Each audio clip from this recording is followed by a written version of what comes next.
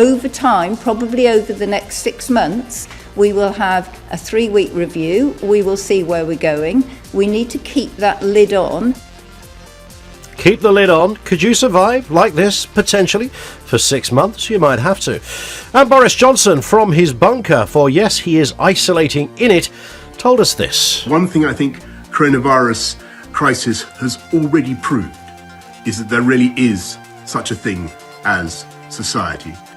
Ah, nice. There is such a thing as society. We'll pick up on that a little later, how many people are playing ball in this game of being a civilised society.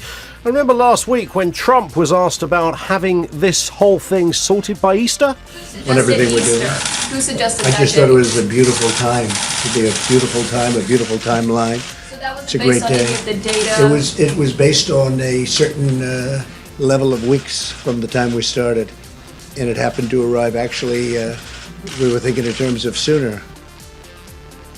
Terms of sooner. Easter. It's a beautiful time. Guess what? He's changed his mind. Didn't work, didn't happen, can't make it happen. They've extended their thoughts on when they can get this thing sorted. 0344 499 1000.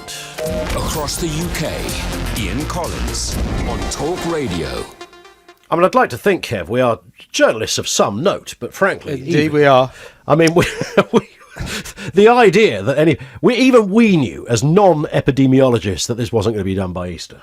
Yeah, but it is a beautiful day, as Trump keeps pointing out. Beautiful. But you know, we've discussed this before with Trump. I mean, he walks on water. Whatever mistakes he makes, his supporters rally round him. As we know now, his approval rating, despite his pretty disastrous performance through the coronavirus crisis, his approval rating has shot up.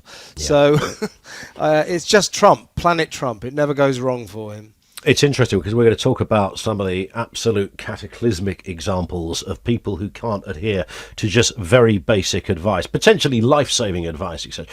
People who can't do that. I shudder to think in the States, I mean, all manner of misdemeanors are going to be taking place because that whole... I mean, Trump doesn't... His heart's not even in this one, is it? Let's be honest. I don't know what the level of civil obedience is over in America, but, you know, I took a picture on Hampstead Heath near where I live on Saturday of this group of 7 people all marching together like a little lump of human flesh, all shoulder to shoulder.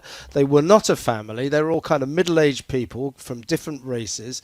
Very unlikely they're living in the same household. So I looked at them sort of angrily. I don't want to get too snitchy about all of this. And they looked back at me sort of like, yeah, what you going to do about it? So there's this, I think there's a kind of sullen, angry resistance to some of these instructions. So they knew what they were doing. Oh, yeah. I mean, they were sentient adults, but they were not a family, and they were clearly just willfully breaking the rules. Again, normally I'm not one for saying obey the rules, but I think we've got to in these times. It's the best shot we've got. But, you know, I'm busy demonising a group of 7 people on Hampstead Heath, and then I wake up this morning to my copy of The Sun to find out that ace footballer Jack Grealish has spent Saturday night at a party shoulder to shoulder with a bunch of his mates and gone out and smashed into a load of cars at 8 o'clock in the morning. So where is the lead we're getting from our sporting role models here? Well, there is a grade A moron, if ever there was one. I mean, the idea that this guy, remember, had only just released a video telling people to stay at home. So he'd done his own video saying, you know, you've got to be some kind of fool if you leave the house, and you make sure you stay isolated, keep yourself safe, and then legs it to a house party. I know. And you know, as I say, this nation, I think, is still having a lot of trouble getting their heads around the fact this applies to every single one of us. I think people in homes where no one is sick and the sun's shining outside and they've got a dog to take for a walk, they're pretty much getting on with life as normal and don't think the rules apply to them. Now, you and I today, Ian, I think we'd prefer to be doing the show from the studio like we did last week. Makes life a lot easier, but we can do it from home, and in the spirit of this lockdown, we are doing it from home. So I'm sorry to be missing you, mate, but we are making an effort to... It's very emotional. I know it's tough for you. But we're making an effort to obey the rules, and everyone has got to get into that mode. Otherwise, we're going to be in trouble as a nation. But it's a really simple thing. I mentioned that at the beginning, just before the news, to Mike Graham. I mean, you have these character, the sort of David Icke, the Peter Hitchens, and they're talking about this becoming a police state, and all of this is just a kind of a very grim, grisly rehearsal for some other terrible set of overlords to control our life and make sure we are prisoners in our... It's all this cobblers that's wheeled out on a regular basis. And in fact, the people I want to believe are epidemiologists, clinicians, scientists, people who do this for a living. They've studied it. They know how a virus works. They know how a virus spreads. I don't want to listen to Dodgepot McDougall down at the park saying this ain't going to affect me. I'm absolutely fine, because he's out there with his mates 7 shoulder to shoulder, as you've seen. Lots of people out there doing crazy things in terms of the buying. But people go to garden centres and buying bits and pieces they don't need to buy. Even at supermarkets, buying stuff they don't need to buy. There was one newspaper splash with a big picture of the stuff that's being thrown away because people over purchased in the last week, and they've ended up buying loads of stuff they don't in fact need. And I noticed at the weekend Northern Ireland really ramped this one up. Did you see this? £5,000 fines potentially if you're caught breaking the rules. And you think, well, you need to be sentenced for crimes of abject idiocy in these cases. And if that means sending you to the chiller or wiping out your bank balance because you can't get on board with basic common sense, so be it. I agree. I mean, there have been instances so far, we're going to talk about this in a minute, where I think it's safe to argue the police have overstepped the mark. But that was always going to be a problem.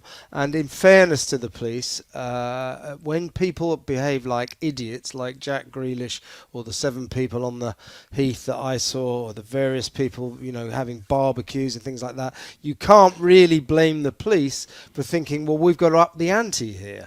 So it's these idiots who won't obey the rules who are going to end up plunging us into something like a police state unless they start behaving. Yeah, and the other thing that can't happen now is we can't blame Dominic Cummings, because he's also gone into isolation. I know. The Prime Minister's in isolation. Of course, the Health Secretary's in isolation. There's a couple of others, I think, are keeping their eye on their health at the moment. And Cummings was last seen literally legging it. I don't know if you saw that footage from Number 10. I did. Running down the road like he'd just stolen a cat and was being chased for it. And there he was. And that was the last anybody saw him. And apparently he's now self-isolating. So he won't be, one assumes, calling the shots, as we often hear he does. There's a lot of stories in the Sunday papers yesterday about the chaos that's unfolding at Number 10. I don't mean this as a criticism. These are exceptional circumstances. Very hard to run any organisation in these circumstances, let alone a country. But Number 10 apparently is just a massive headless chickens. When Sir Mark Sidwell, the Cabinet Secretary, last Wednesday sent everyone home, the ministers and the SPADs, the political advisors, Boris said, well, how are we going to coordinate things now? And sure enough, everyone's going off in separate directions. Apparently, Dominic Raab, the Foreign Secretary, is furious because he's trying to coordinate getting 1 million Brits who are trapped aboard back home. Meanwhile, Priti Patel, the Home Secretary, announces it's time for us to close all our borders. And he's saying, well, how am I going to get people back into the country if you've closed the borders? So this is going to be an ongoing problem the more that people in high positions get coronavirus. Yeah, and you talk about, whether people love or hate Boris Johnson doesn't really matter. When you remove the captain from the ship, it appears that things do begin to fall apart. And if the Home Office can't talk to the Foreign Office on something as substantial as closing the nation's borders, then you sniff something pretty bad is up there in terms of the chaos department. By the way, talk some more. Go on. I was just going to say, but it was one last point. People in high places, everybody thinks Michael Gover's got it after his press conference performance yesterday, where he coughed his way through the entire event. Yeah, that's true. That's true. We will watch with interest. He could be the next one to fall by the wayside, so we wish him well. We don't want to be cruel and play cabinet bingo on this one, but you are sort of forced to wonder whether that is the place we are arriving at. 0344 499 1000. Particularly interested in the people who, and on one level, you want to kind of laugh at those that don't adhere to what is just basic health advice. It's not some stern police state set of regulations, as some commentators are trying to paint it as. It's just basic health advice. The best they know, and this is all pretty uncharted even for some of the top boffins, is that you stay 2 metres from each other. It's a basic bit of advice, and catching it can be quite easy, and therefore the best thing to do, if you do come into contact with another human being, just 2 metres apart, we can all get that, you would think. And yet, you haven't got to look very far. Go on social media, have a little gander around there and see the amount of people who are breaching this at every single level, whether that's what they're shopping for, trying to shop for, going out, ignoring it, organising parties. It seems that crimes of high idiocy are alive and well in the UK. If you've seen it, experienced it, we want to hear about it. 0344 499 1000. We'll get a police perspective in a moment of some of the things that are going on. It's Ian Collins and Kevin O'Sullivan on Talk Radio. The time is 1:15. Talk Radio. Listen to Raj go. Polyrhythm, paradiddle. A drum solo so epic, he nearly forgot his mum's birthday back in Delhi.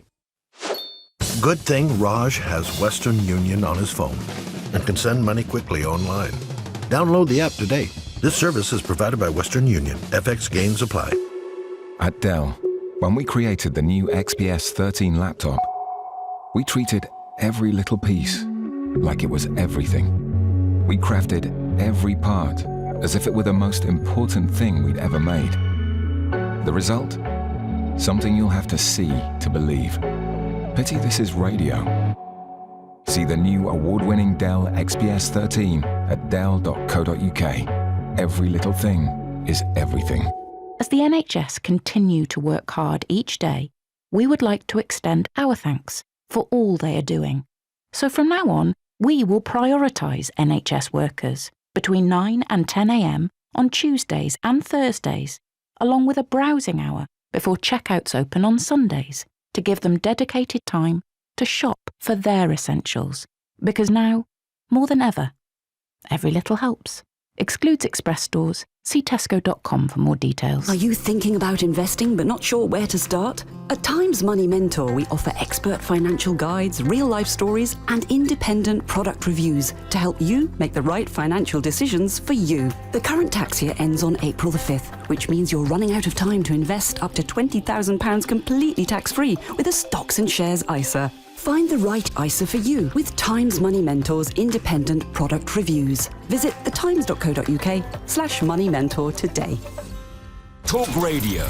Traffic and travel. Government advice is to stay at home and not travel unless you absolutely must. Bear in mind also heavy restrictions to the national rail network across the country, including now service suspended for Hull trains between Hull and King's Cross, and buses replace London North Western between Watford Junction and St Albans Abbey. In Essex, the clockwise M25 has the exit slip at junction 26 for Waltham Abbey partially blocked by a broken down van, and in Wilmslow the A34 Birrell Way southbound is closed for repairs at the Presbury roundabout. I'm Paula Brett.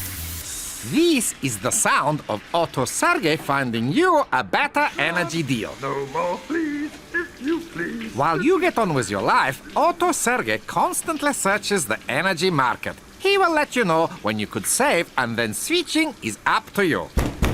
Sergey, hurry up! You better not use all the hot water. Oh, coming! Uh-oh, plug's blocked. Automate your energy with Otto Sergey. Compare the market. Keep life simple. Across the UK, Ian Collins on Talk Radio. It is Talk Radio 0344 499 1000. Actually had this in from Kev. From, let me just get the name for you, because it was a worthwhile point to ponder on in terms of the things we can do and the things we can't do. Jem says, why are off licences allowed to open? And who are they hoping to serve? Given that a trip to the offie cannot be seen as a necessary journey by any means, what is the point of them being open? Can I just step in there? It is a necessary journey. It's absolutely vital for me. I thought the World Health Organization were a bit over the top when they said, oh, now is not the time to take solace in the body.